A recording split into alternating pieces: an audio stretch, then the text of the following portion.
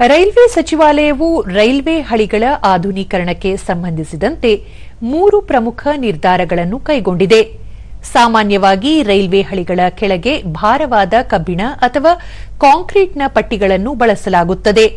ಆದರೆ ಇನ್ನು ಮುಂದೆ ರೈಲ್ವೆ ಸೇತುವೆಗಳು ಮತ್ತು ಹಳಿಗಳು ಕೂಡುವ ಜಾಗಗಳಲ್ಲಿ ಹೊಸ ತಂತ್ರಜ್ಞಾನದ ಸ್ಲೀಪರ್ಗಳನ್ನು ಅಳವಡಿಸಲು ನಿರ್ಧರಿಸಲಾಗಿದೆ.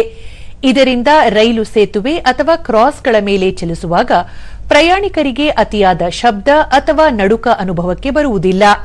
ಅಲ್ಲದೆ ಇವುಗಳನ್ನು ಅಳವಡಿಸುವುದು ಮತ್ತು ಕೆಟ್ಟು ಹೋದಾಗ ದುರಸ್ತಿ ಮಾಡುವುದು ತುಂಬಾ ಸುಲಭ ಎಂದು ಸಚಿವಾಲಯ ತಿಳಿಸಿದೆ.